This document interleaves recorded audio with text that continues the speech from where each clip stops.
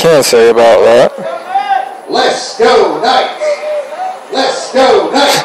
Let's go Knights! Season here. PA announcer trying to keep the crowd into the game. There comes a time where you just start saying number 40 on the carry, gain of 1 yard. Like Brad Smith. Brad Smith's really good about judging when to stop being energetic and being very monotone. Mark Gray on the carry for the Wildcats. So tough loss here at home to end the season.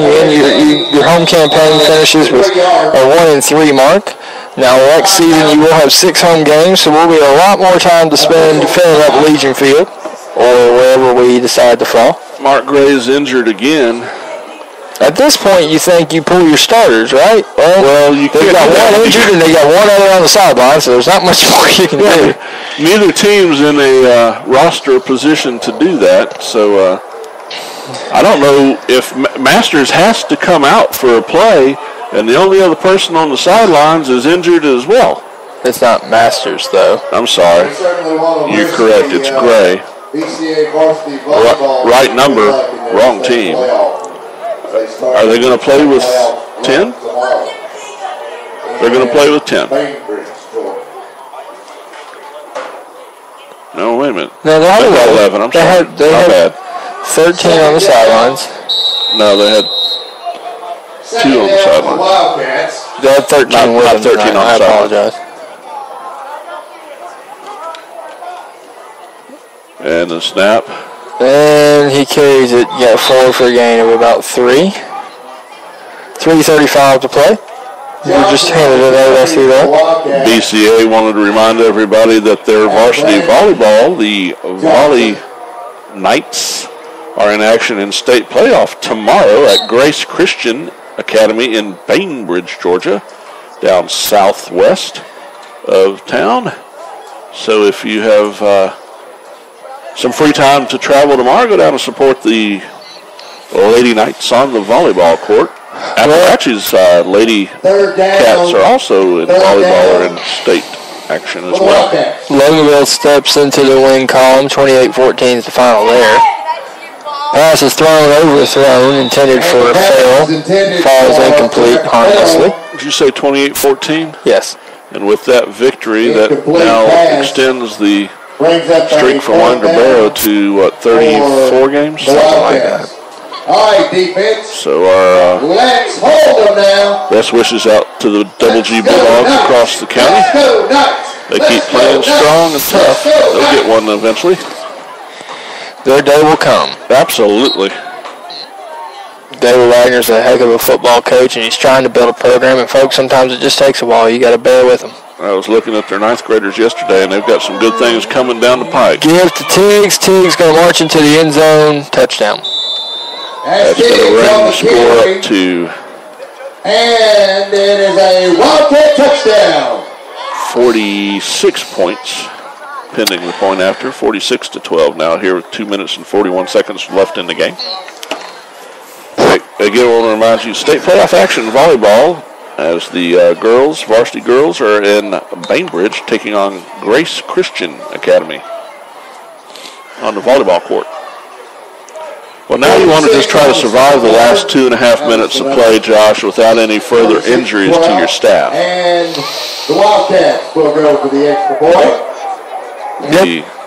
You do. You've had Doolittle that's been hurt tonight with the knee. You've got Saviar he shanks the PAT right. So the score is going to stay 46-12 with 2 minutes and 41 seconds to go. We're going to take a quick break. We're back after a couple of spots. It's BCA Football on HooterGame.com. Thank you for joining us. Solid Security Services has built their company on biblical qualities like trust, integrity, and service. Technicians with Solid Security Services have years of experience in both personal and commercial accounts. Companies as big as Regal Cinemas and people like your next-door neighbor trust Solid Security Services for their home security and locksmithing needs. Visit their website now at solidsecurityservices.net or pick up the phone and call 770-733-5853. There's a better place to buy a Ford, and it's closer than you think. Welcome to Aikens Ford in Winder, Georgia. We're just 20 minutes from the Mall of Georgia, but a world away when it comes to service, selection, and price.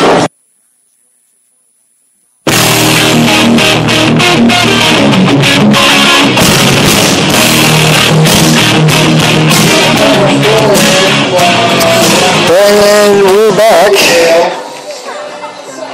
It's 46-12. 28-14.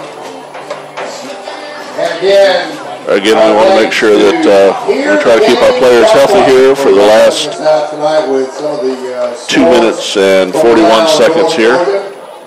David and Josh Willer here with HearTheGame.com. I heard a whistle. Was that at Tommy or you? Maybe it wasn't me. I got a pretty name. So here's the kick, and he's going to put a good boot into it. Kicks it over there towards Green. Green takes it. He hobbles and takes it. Thought he was hiding. 30. They found him. Across, 35. And out of bounds. He ran out and around the pitch. Please don't hit me. Please don't hit me. My ankle hurts. Griffin Wilson laid out his defender on his blocking assignment.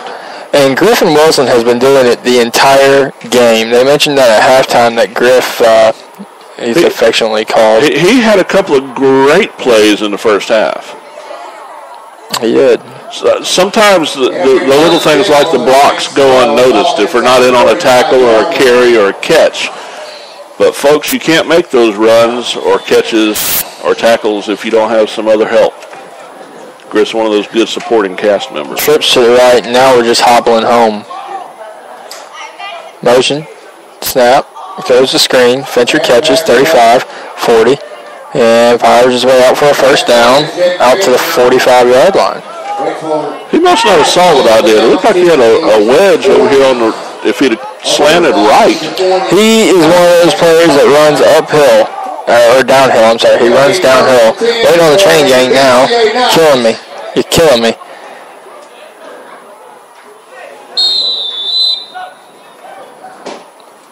Oh. Garvin's going to throw it and caught. Fincher comes back and catches it. Gain of 5 on the play. What I can't appreciate is the fact that the referee's being nice and not running the clock. You don't know how you got here because it was 20-12 at halftime, and they've scored 24 unanswered. I'm sorry, 26 unanswered. Couple of turnovers on downs, a couple of interceptions, and This is where you end up. Couple of drop passes on the Knights end would have put 6 points on the board twice. Trips left, low snap. Garvin trying to get out of the grasp, and he throws it and incomplete. This is like a shot put. I think he was just trying to get rid of it. It's going to stop the clock, 2:04, 2nd and 5. Brings up a third down. I was going to say 3rd and 5. Sorry. The first down was on the Fincher catch. It was your first down play when you got the gain of 5. My bad. I like this window better, but it seems like it may be a little bit shorter. And Garvin brings him up to the line of scrimmage. Let's go, Knights! And Garvin in shotgun, snap. Looking to pass. Got Fincher on the curl, Masters. And intercepted again on the 29-yard line. That one intercepted by Anthony Farrell. Minute 55 to go. Masters and Farrell went up, and Farrell came down with it. So I don't know if you noticed or not, but Farrell come over and shook Masters' hand on that one. There has been some good sportsmanship, as you said. Like I said, only the one instance where there's roughing Chandler Garmin in the first half. Other than that, it's been a pretty clean game between the two. So Coach Torrey McCrary, he comes down and gets a win on the road. It's going to improve Dawson Street's record to 4-3 on the season. Knights will fall at 2-6. 1-3 in the region. I'm going to give to the fullback. Bring him down right there. Behind the line of scrimmage. Loss of about 2. Clock runs. Minute 45, 44.